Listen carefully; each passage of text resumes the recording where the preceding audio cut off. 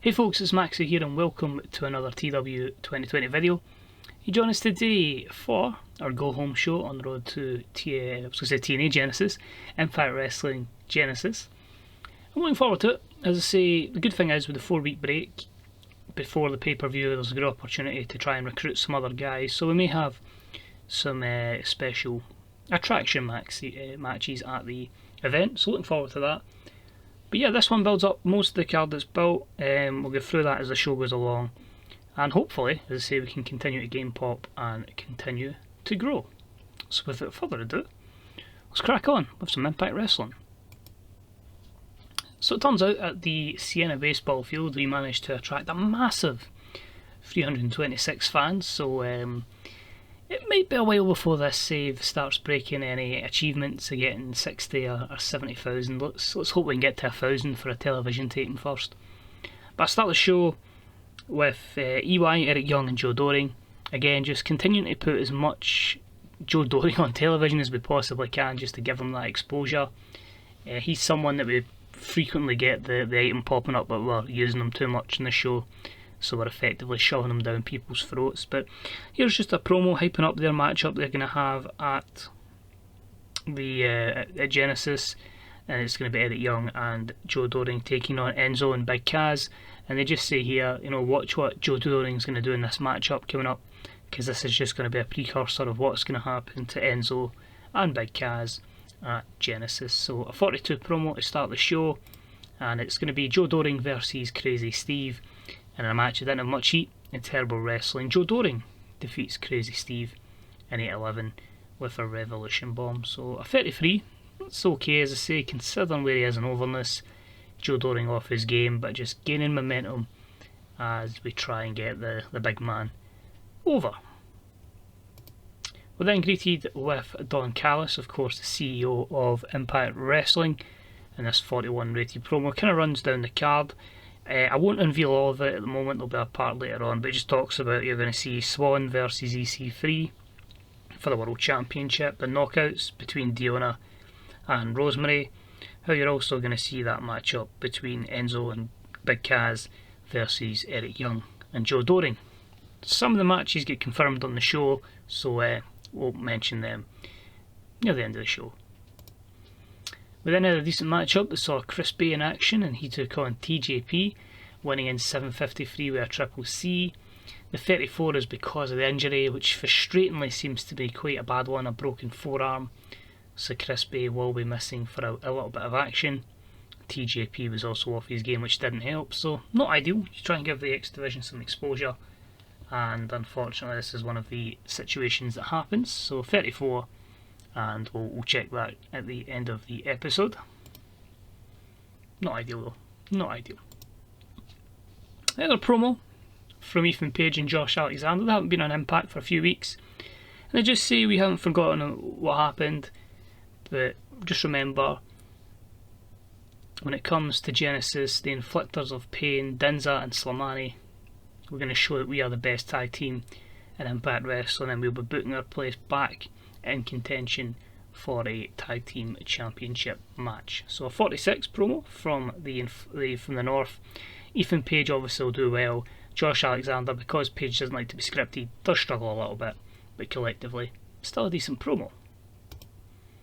Then moved on to action with the Impact's Knockouts Tag Team Championships. Decided to go with a triple threat elimination matchup, and with a poor matchup as the Sea Stars defended and retained the championships against the team of Taya Valkyrie and Tenille Dashwood and Tasha Steelz and Kiera Hogan. The first elimination was Steelz and Hogan, and then it was Taya and Tenille giving the second defence of the tag titles to the champions. So a 39 overall. We still need to build up the likes of Delmi Exo and Ashley Vox, but pretty respectable there as we gave our knockouts an opportunity here. I wasn't sure if we'd have time on the actual pay-per-view because they're limited, and I want to keep the time restraints at least realistic, unlike my 7-hour, 8-hour manias of previous years, although that's ends up being what actually happens now.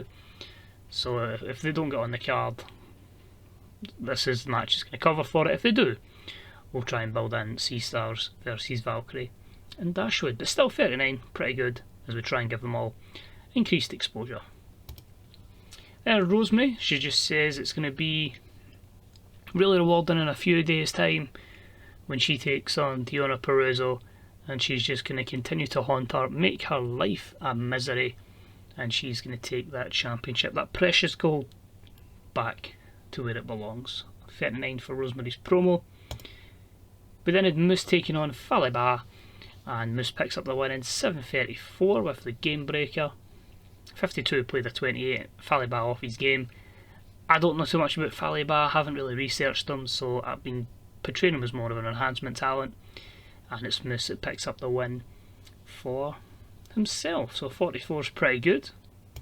After this one we have a little montage clip where we see Swoggle getting ready, just doing lots of weights, he's sitting down some running on a treadmill, a few comedic stuff with Matt Cardona, and that is obviously going to lead to that matchup which we will confirm now. It will be Swoggle and Mark Cardona versus Brian Myers and Moose, so looking forward to that one. That was a 39 segment. We then had a good matchup that saw the Inflictors of Pain defeat the World's Most Dangerous Tag Team in 13:36 when Dinza pinned Sami Callihan with the last chapter. Shamrock was a weak link, but a very good main event level matchup at 54, the last in the series between these two, and just to continually showing the dominance of the Inflictors of Pain. Although Sami Callihan is down, he's been beaten by obviously the last chapter, Shamrock is frustrated. Shamrock just starts laying in to Sami Callihan, and the World's Most Dangerous Tag Team is no more. So a 45 rated segment. We are turning Sami Callihan babyface. Even though he's better as a heel, he is never babyface. That was a complete success. And yeah, looking forward to building a feud between those two. Then had a match that had a decent reaction from the crowd but subpar wrestling. Enzo gained some more momentum, defeating Glenn Gilberti, or the former Disco Inferno, in 7:06 with a flying crossbody. I've just sat and watched a full wrestling bios video on Disco Inferno, which is quite enjoyable. Check him out on YouTube. He is class, those videos, those wrestling bio videos, so good. Educates me so much in wrestling that I missed. But a 41 rated match up here, and Enzo gains some momentum, which was the sole purpose of this match. However, backstage, Big Kaz got distracted by Eric Young, chased Eric Young back, and it was a team of him and Joe Doring just taking out Big Kaz before their matchup. So a 46 for that one, and again more exposure for Joe Doring. Then had Don Callis confirm that we're going to see a matchup announced for Genesis, and that is going to be Sami Callihan taking on Ken Shamrock. Obviously this was a feud prior, I believe, in Impact, but hey, it's never been done in my game yet, so an opportunity to do that. So I'm just going to run through what I've got in my cards since there's only really the main event to go. Rich Swann versus EC3 for the World Championship. Deonna Purrazzo versus Rosemary for the Knockouts Championship. The Inflictors of Pain will take on the North. We'll have a Leo Rush Open Challenge. Sami Callihan versus Ken Shamrock. Swoggle and Matt Cardona versus Brian Myers and Moose. Enzo and Big Kaz versus Eric Young, Joe Doring. If we can fit them in, we'll try and get something with the tag titles and the Good Brothers. We'll just need to see who I can recruit in the next 4 weeks. And it's going to be confirmed in the next segment, but Eddie Edwards versus Ace Austin. May as well just confirm that now, because Ace Austin just says, well, if you can make it to the event, sure, I'll take you on, Eddie Edwards. I'll put you back on your spot, you has been. That's a 52, so that's our strongest promo of the day, I believe. But will the main event deliver? A 6-man tag. 55, so we should be looking at a very good show here. It was a decent matchup, and the heels prevail. The team of EC3, Ace Austin and Madman Fulton defeated Fenix, Rich Swann and Willie Mack in 13:46 when Ace Austin pinned Willie Mack with the fold. 55.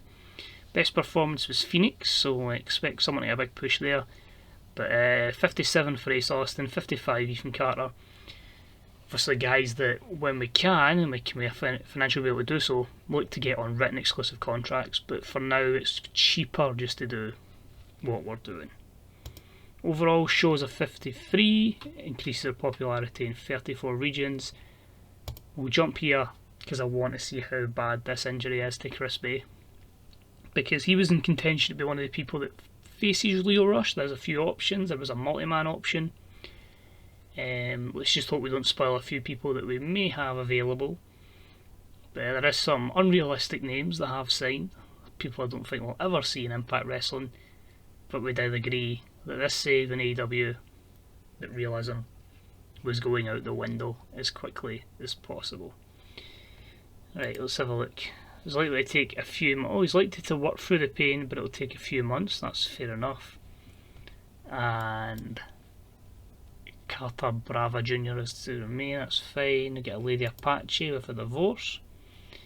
But the one we'll look at is Impact Wrestling. Feedback's been excellent, and well, there you go. It's just about all the tapings there. Taping 1, taping 2, all around was good. Taping 3 was excellent. And I don't think we don't particularly gain any size or lose any size until all the tapings have been. But to give you an idea, we lost Pop because we had some bad shows to start with because of the uncertainty with the